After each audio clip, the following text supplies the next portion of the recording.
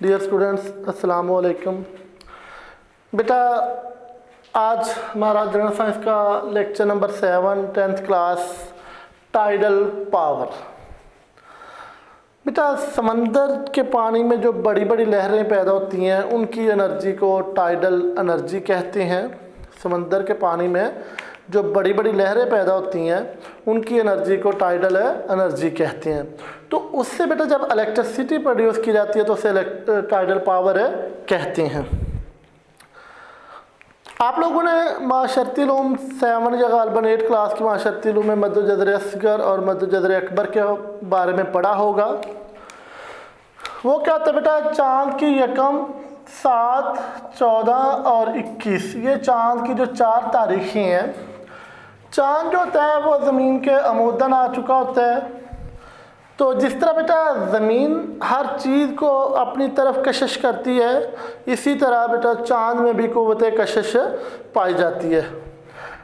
ये आप कंसीडर कर लें, ये सतह समंदर है। आम रूटीन में पानी की ये लहर पैदा होती है इस तरह, लेकिन जब ये चाँद की ये 4 तारीखें होती हैं, यकम 7, 14 और 21, क्योंकि ये ज़मीन के अमूदन होता है चाँद, तो इसकी कशिश जो होती है वो ज़मीन पर बढ़ चुकी होती है।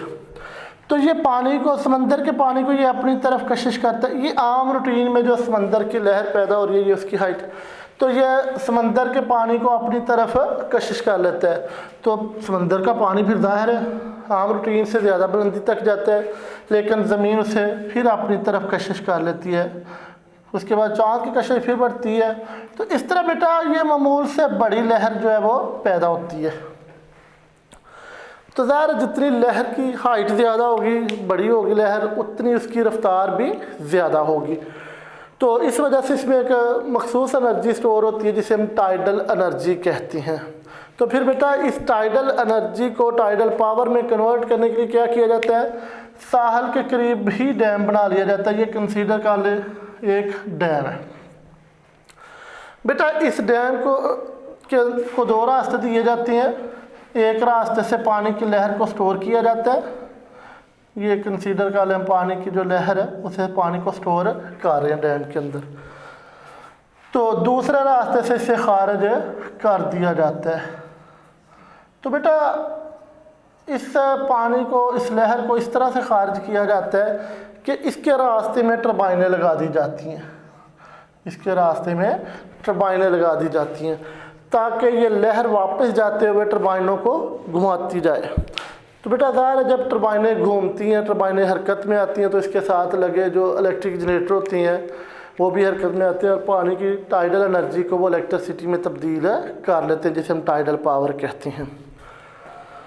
बेटा ये चाँद की यकम 7, 14 और 21 तारीख को मामूल से बड़ी लहरें पैदा होती हैं। तो बड़ी लहर पैदा होने का मतलब है फिर इसमें एनर्जी भी ज़्यादा होती है। तो इस एनर्जी को इस्तेमाल में लाने के लिए समंदर के करीब ही डैम बना लिया जाता है साहिल पे। तो इसको 2 रास्ते दिए जाते हैं। एक रास्ते से पानी की लहर को डैम के अंदर स्टोर किया जाता है और दूसरे रास्ते से उसे खारिज किया जाता है। अब इसको खारिज इस तरह से किया जाता है कि ये जाते हुए टरबाइनों को घुमाता जाए। तो बेटा जब टरबाइनें घूमती है तो उसके साथ लगे जनरेटर, ये टरबाइनें हैं तो इसके साथ लगे जो जनरेटर्स होते हैं वो भी हरकत में आते हैं। तो जब वो इलेक्ट्रिक जनरेटर हरकत में आते हैं तो वो क्या करते हैं, पानी की टाइडल एनर्जी जो है, लहर की जो टाइडल एनर्जी है उसको इलेक्ट्रिसिटी में तब्दील कर देते हैं। तो बाद का तो जिस रास्ते से ये लहर स्टोर की जाती है उस रास्ते में भी टरबाइनें लगा दी जाती हैं। तो बेटा ये था प्रोसेस हमारा जो आज का था, टाइडल पावर कैसे प्रोड्यूस की जाती है। बेटा नेक्स्ट टॉपिक है जियोथर्मल पावर। ज़मीन के नीचे आपको पता है बेटा गहराई से गर्म पानी, या जिसे हम चश्मा भी कहते हैं, उसकी सूरत में अगर हम एनर्जी हासिल करें तो वो जियोथर्मल एनर्जी कहलाती है। ज़मीन की गहराई से गर्म पानी या चश्मे की सूरत में अगर हम एनर्जी हासिल करें तो वो जियोथर्मल एनर्जी कहलाती है, और उससे अगर इलेक्ट्रिसिटी प्रोड्यूस की जाए तो वो जियोथर्मल पावर कहलाती है। आमतौर पर क्या होता है कि ज़मीन की गहराई में तकरीबन 10 किलोमीटर तक, ज़मीन के नीचे उसकी गहराई में तकरीबन 10 किलोमीटर तक बहुत ज़्यादा गर्म या पिघली हुई चट्टानें, ये कंसीडर कर लें आप चट्टानें हैं, बहुत ज़्यादा गर्म या नीम पिघली हुई हालत में चट्टानें मौजूद है। अब इनके ऊपर जो पानी होता है, इनके ऊपर जो पानी होता है बेटा वो गर्म होकर भाप या गर्म पानी की सूरत में ज़मीन की सतह से बाहर आ जाता है, जिसे हम वैसे आमतौर पर पहाड़ी इलाकों में अगर जाएँ तो उसे चश्मे का नाम दिया जाता है। अब बेटा क्योंकि या तो ये गर्म पानी की सूरत में ऊपर आता है या ये भाप की सूरत में आता है। अगर तो ये भाप की सूरत में आता है तो इससे डायरेक्ट हम टरबाइन चलाकर बिजली पैदा कर लेती हैं, और अगर गर्म पानी की सूरत में आता है तो फिर भी इसको भाप में तब्दील करके इससे इलेक्ट्रिसिटी पैदा की जाती है।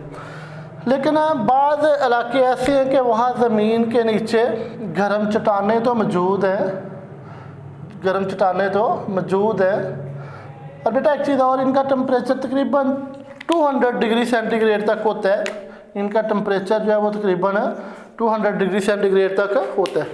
अब बाद इलाके ऐसे हैं कि वहाँ ज़मीन के नीचे गर्म चट्टानें तो मौजूद है लेकिन उनके ऊपर पानी मौजूद नहीं होता।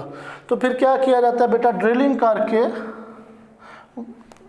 करके उन चट्टानों तक दो रास्ते बना लिए जाते हैं।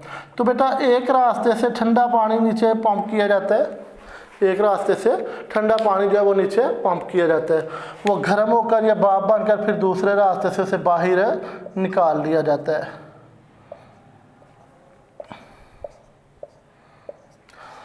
तो बेटा जिन इलाकों में ज़मीन के नीचे गहराई में गर्म चट्टानें तो मौजूद है लेकिन उनके ऊपर पानी मौजूद नहीं है, तो वहाँ पे ड्रिलिंग करके दो रास्ते बना लिए जाते हैं। एक रास्ते से ठंडा पानी नीचे पंप किया जाता है जो गर्म होकर या भाप की सूरत में दूसरे रास्ते से उसे बाहर निकाल लिया जाता है, फिर उससे टरबाइनें चलाकर इलेक्ट्रिसिटी हासिल की जाती है।